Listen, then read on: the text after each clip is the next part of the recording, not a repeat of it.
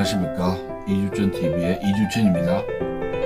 오늘은 윤석열 정부의 한일 강제징용 해법과 전략외교라는 주제로 손기섭 교수의 한선 브리프에 나타난 그 글을 읽어드리겠습니다. 한기섭 교수님은 한반도 선진화재단 정책위원으로서 부산 외국어대학에 근무 중이십니다. 자, 목차는 한일 복합적 갈등과 강제징용 난제가 1번이고 2번 윤석열 정부의 강제징용 해법과 의미, 3번 전략외교의 전개와 한미일 위령 협력에 대해서 1장, 2장, 3장으로 나눠져 있습니다. 최근 윤석열 대통령의 3.15 기념사 이후에 일본 한일 관계의 신한일 협약을 제시하면서 일본은 우리의 21세기로 나아가는 파트너라고 용감한 발언을 하셨고, 최근에는 또 기시다 총리와 정상회담을 통해서 한국이 스스로가 한일 관계의 난제를 적극적으로 푸는 모습을 보이고 있습니다. 자, 그래서 한선 브리프에 저도 한일 관계를 다루게 되는데, 우리 손기섭 교수님의 윤석열 정부의 한일 강제징용 해법과 전략외교라는 글을 약 5페이지가 되는 글을 제가 소개를 해드리겠습니다. 내용이 좋기 때문에 여러 독자 여러분들에게 소개를 하게 됩니다. 자, 서론입니다. 2023년 3월 6일 드디어 윤석열 정부가 한일 강제징용 문제의 공식 해법이 발표되었다. 행정안전부 산하 일제강제동원 피해자 지원재단이 조성한 지원으로 2018년에 확정된 대법원 판결을 받은 피해자 15명에게 각각 2억 원에서 2억 5천만 원 정도의 지급하는 이른바 제3자 대위 변제 방식으로 갈등을 푸는 해법이다. 2018년 이후 말도 많고 달도 많았던 그야말로 한일관계를 최악으로 몰고 간 초미의 외교 쟁점에 대해서 윤석열 정부가 해법을 마침내 내놓은 것이다. 자, 1장입니다. 한일 복합적 갈등과 강제징용 난제라는 1장입니다. 2012년 이후 한일관계는 복합적으로 악화되고 갈등이 반복적으로 지속되었다. 한일관계의 65년 체제가 종언을 구하면서 양국 정치 리더십의 세대교체가 관계 변화의 강력한 동인으로 작용했다. 2018년 이후는 위안부 문제, 강제징용 문제, 초계기, 수출 규제, 지소미아, 오염수 문제 등 한일 갈등 이슈가 매우 다각적으로 심화되었다. 당시 문재인 정부가 중국과 북한의 경사된 외교 형태를 보임에 따라 한중일 균형 외교에 금이 가기 시작했으며 북핵 위기 대응을 위한 한미일 협력도 균열을 보였다. 쿼드 참여에 대한 이견과 한미일 협력의 엇박자가 노정되었다. 이 모든 문제와 갈등의 최고 중심에 한국 대법원의 강제징용 판결 문제가 작용했다. 1965년 한일 국교 정상화 회담 시에 일제강점기 강제징용 피해에 대해 많은 논의가 있었다.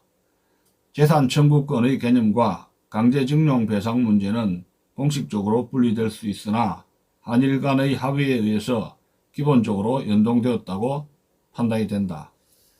한일 간에는 청구권 협정으로 일괄 처리하고 피해자 개인에 대해서는 한국 정부가 피해 보상금을 지불하는 것으로 정리되었다. 박정희 정권 때인 1975년에서 1977년 기간 동안 약 7만 5천 건의 사안에 대해 한일 청구권 협정의 무상 3억 불의 약 1%에 달하는 금액을 피해 보상으로 지급하였다. 노무현 정권 때도 강제징용 문제를 재조사하여 2007년 전후 2차적으로 7만 2,631명에게 약 6,330억 원에 달하는 보상금을 지불했다. 노무현 정부 때 보상금을 지불했네요. 따라서 어떤 의미에서는 이미 끝난 문제를 대법원이 개인 배상 책임을 일본 가해 기업에 판결하는 바람에 다시 외교 쟁점화된 것이다. 국제법으로 국가 간의 조약이 맺어진 경우는 국내법적으로는 사법적 자제의 원칙이 적용되어야 하는데 그렇지 못한 우를 범했던 것이다. 강제징용 문제는 한국 정부가 국내적으로 처리하기로 한 것이었다. 이런 면을 감안하면 한일 간의 강제징용 문제는 한국 정부가 선제적으로 풀어가는 것이 타당한 것으로 판단된다. 자, 2장입니다. 윤석열 정부의 강제징용 해법과 의미 2장입니다. 강제징용 해법과 관련된 박진 외무장관의 발표 요지는 다음과 같습니다. 일제 강제동원 피해자 재단이 2018년 3건에 대한 대법원 확정 판결 원고들에게 판결금 및 지연 이자를 지급할 예정이며 또한 동재단은 현재 계류 중인 강제징용 관련 여타 소송이 원고 승소로 확정될 경우 동판결금 및 지연 이자 역시 지급할 예정이라는 내용이다. 이와 동시에 피해자 추모 및 교육, 조사, 연구 사업 등을 내실화하고 확대할 것이며 재원과 관련해서는 민간의 자발적 기여 등을 통해 마련하고 목적 사업을 위해 가용자원을 더욱 확충할 것을 약속했다. 일본 가해기업의 자발적 참여를 기대하지만 가해기업의 직접적 배상 참여는 어려울 듯하다. 하지만 미래청년기금의 조성에는 적극적으로 참여할 가능성이 높다. 윤석열 정부는 1998년 10월의 21세기의 새로운 한일 파트너십 공동선언 김대중 오부치 공동선언을 개정할 것이며 엄중한 한반도 및 국제정세 속에서 자유민주주의, 시장경제, 법치, 인권이라는 보편적 가치를 공유하는 가장 가까운 이웃인 일본과 함께 양국의 공동이익 및 세계의 평화 번영을 위해 노력할 것이라고 했다. 이러한 발표 내용은 한국 외교와 한일 관계에서 다음과 같은 의미를 지닌다. 첫째, 강제징용 문제는 해법으로서 제3자 대위 변제 방식을 운영했다. 대법원 판결을 더 이상 방치할 경우 한국에 진출해 있는 두 일본 가해 기업인 일본제철과 미쓰비시 중공업의 자산을 한국 법원이 현금화할 가능성이 크다. 현재로서는 총체적 복합골절로 빈사 상태에 빠진 한일 관계가 수습 불가능한 단계에 이를 위험이 높았다. 문재인 정권이 어떠한 해법도 적극적으로 추진하지 않은 상태에서 오로지 그 부담이 윤석열 정부에게로 이전되었다. 일본 정부는 한국 대법원의 판결은 한일 청구권 협정에 위배되기 때문에 그 판결을 인정할 수 없다는 입장을 계속 견지해왔다. 관련 가해 기업도 이러한 일본 정부의 입장을 따르는 태도를 취한다. 그동안 한국의 국회와 전문가들을 중심으로 다양한 해법이 검토되었지만 직접적 해결안이 마련되지는 못했다. 대표적으로 2020년 전후에 문희상안, 2+2안, 한국 정부와 한국 청구권 자금 혜택 기업 플러스 일본 정부와 일본의 가해 기업이 제시되었지만 국회도 순기능을 발휘하지 못했다.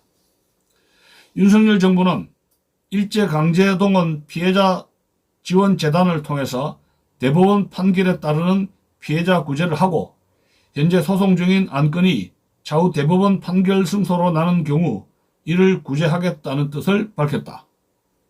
재원은 우선 포스코를 비롯한 한국의 청구권 자금 수의 16개 기업이 선제적으로 기부금을 내어 피해 보상금을 지불한다는 내용이다. 일본 제철과 미쓰비시 중공업 두 일본 가해 기업 자산의 현금화를 막고 한일 관계를 미래지향적으로 가져간다는 뜻이다. 둘째, 일본 정부와 일본의 가해 기업 반응 분석인데 표면적으로는 대체로 신중하다. 하지만 내심으로는 대환영의 뜻을 나타내는 것으로 파악이 된다.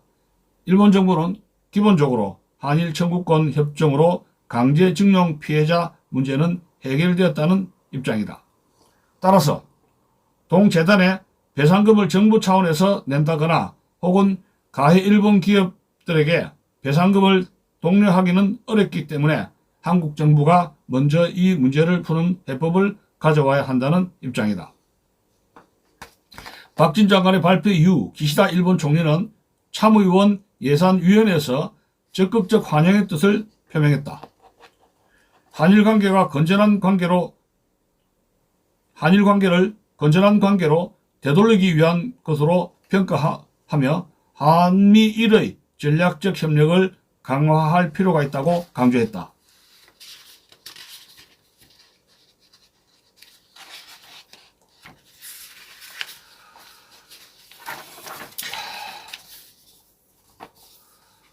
또한 역사 인식에 관해서는 역대 내각의 입장을 전체적으로 개선한다고 표명하여 1998년 10월의 김대중 오부지 공동선언의 식민지 지배에 대한 통철한 반성과 진심 어린 사죄를 개성할 것을 피력했다. 일본 국회에서 발언이기도 하거니와 현 단계로서는 일본 총리의 직접적 반성과 사죄 발언은 아직 미흡한 상황이다. 3월 중하순에 한일 정상회담이 이루어지면 좀 더 진전된 직접적 반성과 사죄 표명이 이루어질 가능성이 높다. 하야시 외무상도 동일한 견해를 표명하고 한미일의 전략적 협력을 강조했다.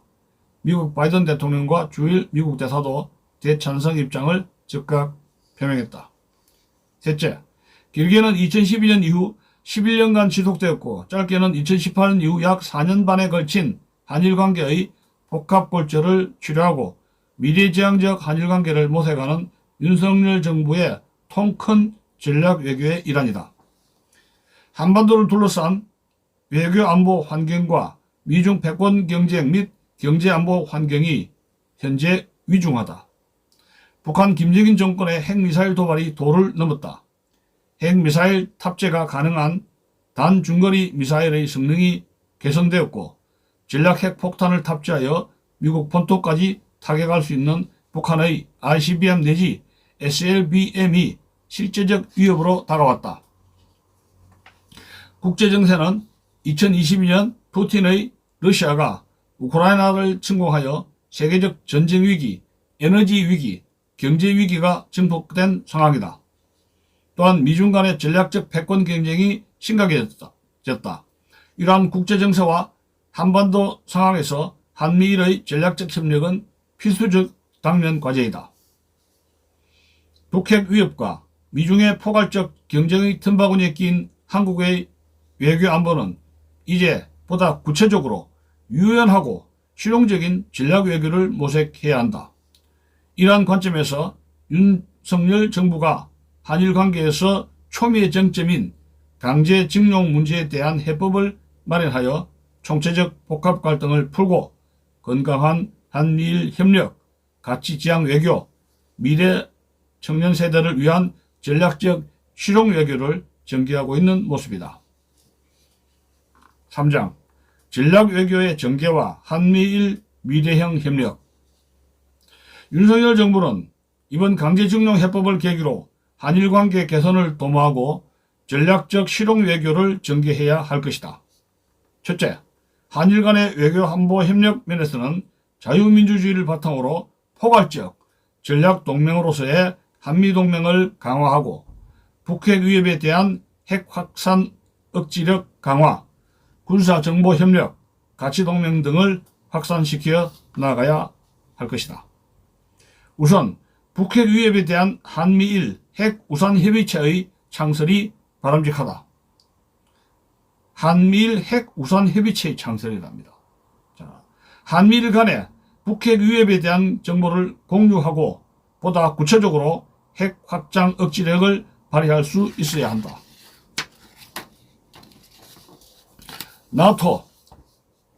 나토의 핵 계획 그룹이 NPG가 모델이다.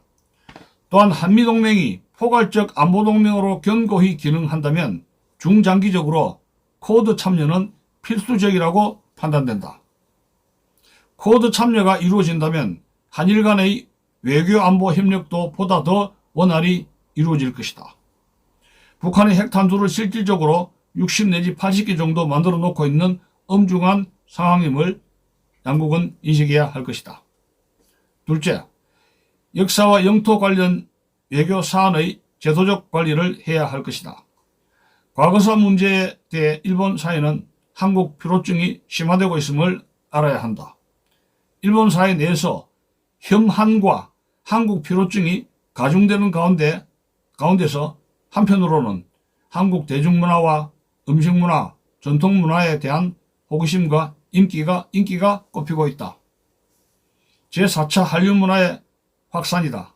일제강점기의 식민통치, 위안부 문제, 강제징용 문제, 역사 교과서 문제 등은 이미 벌어진 일이고 이런 부의 역사는